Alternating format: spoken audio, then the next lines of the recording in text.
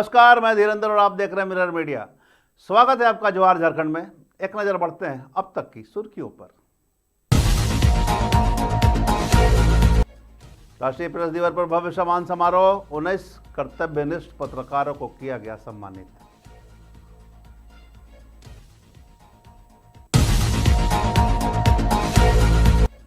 Parcel कार्यालय में खरगोश की तस्करी पर हंगामा, भागे व्यक्ति और कर्मियों की भूमिका पर संदेह।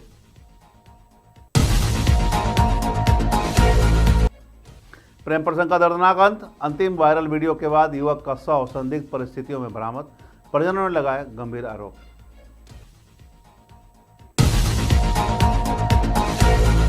जामताड़ा में राष्ट्रीय प्रेस दिवस पर चर्चा, उप विकास आयुक्त ने कहा सत्य सटीकता ही फेक न्यूज का समाधान।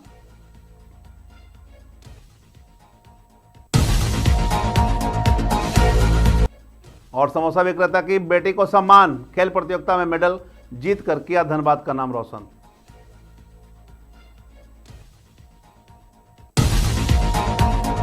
और खबरें विस्तार से।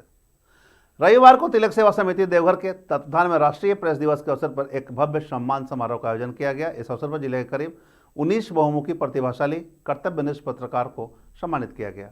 समिति ने कहा कि ये पत्रकार जान जोखिम में डालकर समाचार संकलित करते हैं। समिति ने सरकार से शहर के सभी निबंधित पत्रकारों को प्रतिमाह 25,000 मानदेय और 5 लाख तक का बीमा देने की मांग की। समिति के अध्यक्ष हरे कृष्ण राय ने कहा कि पत्रकारों की सुरक्षा, मानदेय एवं अधिकारियों के लिए संघर्ष तब तक चलता रहेगा जब तक उन्हें उचित सम्मान और न्याय नहीं मिल जाता। दिल्ली में हुए बम धमाके के बाद अलर्ट के बावजूद धनबाद रेलवे स्टेशन के पार्सल कार्यालय में बड़ी लापरवाही सामने आई है। रविवार को 400 से अधिक खरगोश को बिना वैध कागजात के बर्धमान से पार्सल कार्यालय लाया गया। अधिक संख्या में और खराब हालत में होने के कारण कई खरगोश मर गए और कुछ ने बच्चे भी दिए। एनिमल एक्टिविस्ट राणा प्रताप अपनी टीम के साथ मौके पर पहुंचे और बताया कि पशु क्रूरता अधिनियम के तहत रैबिट का इस तरह से ट्रांसपोर्टिंग अवैध है। उन्होंने यह भी कहा कि खरगोश की स्थिति ठीक नहीं है और यह मामला तस्करी से जुड़ा हो सकता है। जब एनिमल एक्टिविस्ट पहुंचे तो कर्मी उनसे उलझ गए और खरगोश को लाने वाले व्यापारी मौके से भाग निकले। रेलवे पार्सल कर्मियों ने रेल पुलिस, वन विभाग और रेल अधिकारियों को सूचना नहीं देने की बात भी स्वीकार की। फिलहाल वन विभाग और रेलवे प्रशासन मामले की जांच में जुट गई है। सहयोग नहीं मिल पा रहा है। अभी 2 घंटे से हम लोग खड़े हैं। अभी एट द एंड जब दिख रहा है कि मीडिया आ गए हैं, सारे आ गए, इनको अपनी नौकरी पे जब बात आई तो ये बोलते कि इसको यहाँ हटाओ कि यहाँ पे इशू होने लगा, क्योंकि लीगली ये गलत साबित हो रहा है कि इनको जो लायबिलिटी बनता है उस लायबिलिटी में ये गलत साबित हो गया। ये सीधा मैं आपको बता रहा हूँ, ये पार्सल ऑफिस में ये खुलासा हुआ है। यहाँ से अवैध रूप से खरगोशों को ट्रेन के माध्यम से रेलवे का जो प्रॉपर्टी है उसको यूज करके ये पैसा के चलते खरीद बिक्री कर रहे हैं, तस्करी हो रही है। ये सूचना मुझे मिली थी। मैंने इसका जो पार्टी है जो इनके पास नंबर देके गया था, सुशील जी करके, उनसे मैंने फोन में बात किया। वो कुछ डॉक्यूमेंट्स मुझे भेजे और वो डॉक्यूमेंट्स भी जो है अवैध पाया गया।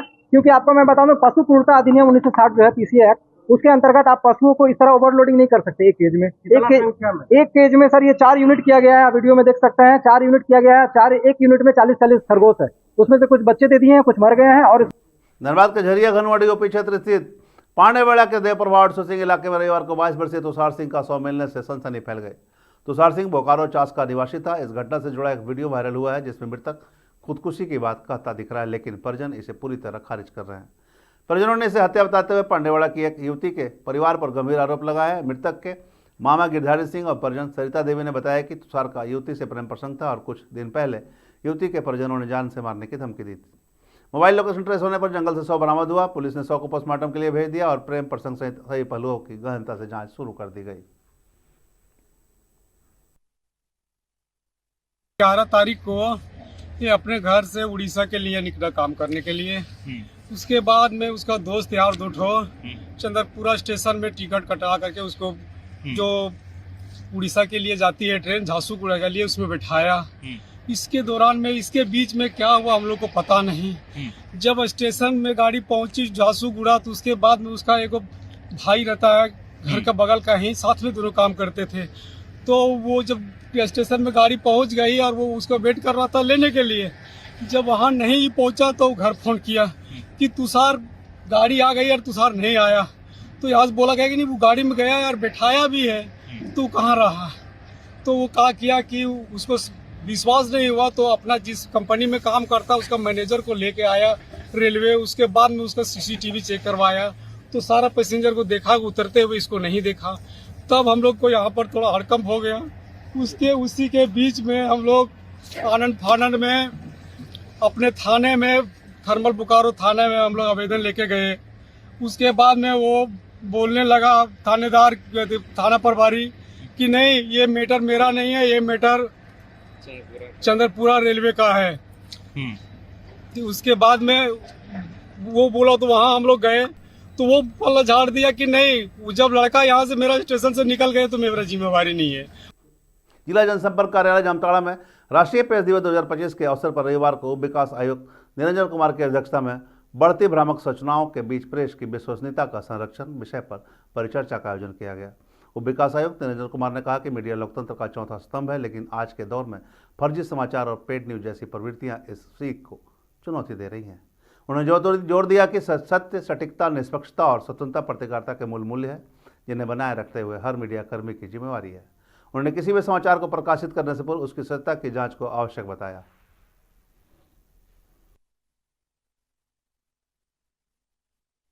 उनके सपना को पूरा करने का काम 1966 में इंदिरा गांधी के द्वारा किया। उसी साल 16 नवंबर 1966 को प्रेस क्लब ऑफ इंडिया का गठन हुआ। उस दिन से विधिवत रूप से प्रेस एक वैधानिक संस्था बन गया, वाशिंग जुडिशियल का अधिकारी को मिल गया और प्रेस किया जाके वहां से शुरू हो गया। आगे चल के जब हम लोग सोचते कहते हैं कि 4 स्तंभ विधायिका, कार्यपालिका, न्यायपालिका, चौथा स्तंभ प्रेस का हो जाता है।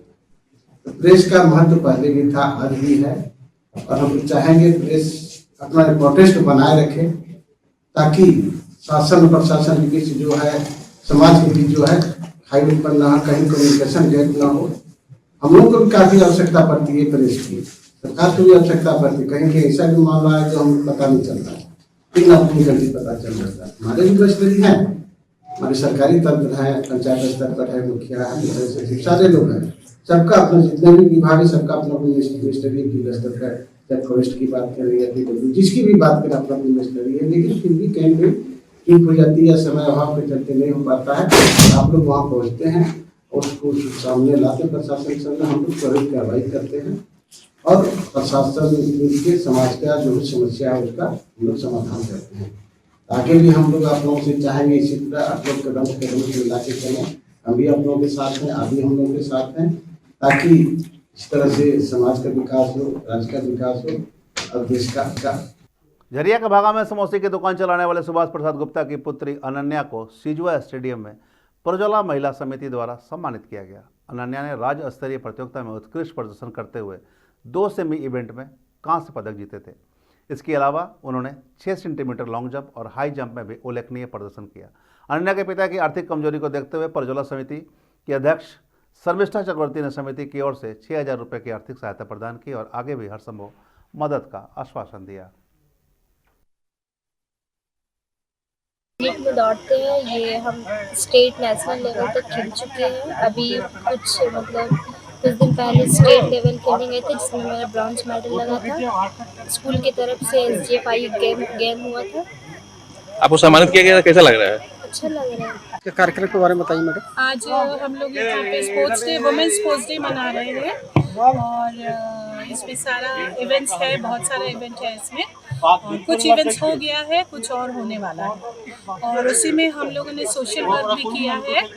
अनन्या गुप्ता है, बहुत अच्छी एथलीट है, स्टेट लेवल खेली है और इसको हम लोग ऑनर किए हैं। आगे बढ़ाने के लिए कुछ कैश प्राइज हम लोग दिए हैं। महिला मंडल का और क्या क्या कार्य है? महिला मंडल का अभी तो आज तो स्पोर्ट्स डे है, बाकी सोशल सर्विस तो हर महीने होता रहता है। देवघर में रविवार को झारखंड के पर्यटन मंत्री सुदीप कुमार ने श्रावणी मेला की तैयारियों की व्यापक समीक्षा की। इस दौरान उन्होंने जिला प्रशासन सहित सभी संबंधित विभागों के अधिकारियों के साथ बैठक की। मंत्री ने स्पष्ट कहा कि हर साल अस्थायी इंतजाम करने के बजाय अब अस्थायी सुविधाओं के विकास पर जोर दिया जाना चाहिए, ताकि देवघर आने वाले लाखों श्रद्धालुओं को बेहतर, सुरक्षित और सरल सेवाएं दिया जा सके। बैठक में उन्होंने अधिकारियों से नई सुविधाएं जोड़ने और मौजूदा व्यवस्थाओं को और अधिक मजबूत और प्रभावी बनाने के सुझाव भी लिए। का सोच यह था कि हम लोग अब परमानेंट स्ट्रक्चर में जाएं, हम लोग उन संरचनाओं के निर्माण में लगें जो हर साल लगाने की आवश्यकता ना पड़े।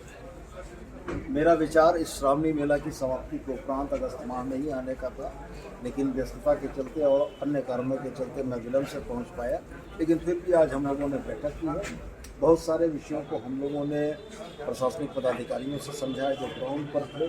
चीज़ों को कैसे बेहतर किया जा सकता है, ये उनके विचार सुने और हम ये उम्मीद कर रहे हैं कि उनके विचारों को संकलित करते हुए हम लोग जो सुझाव आए हैं उसके अनुरूप काम करके अगले श्रावणी मेला को और सुचारू, सुगम और श्रद्धालुओं के लिए एक बेहतर अनुभव का कारण बनाना चाहते हैं। क्या क्या सर अस्थायी संरचना जो डेवलप?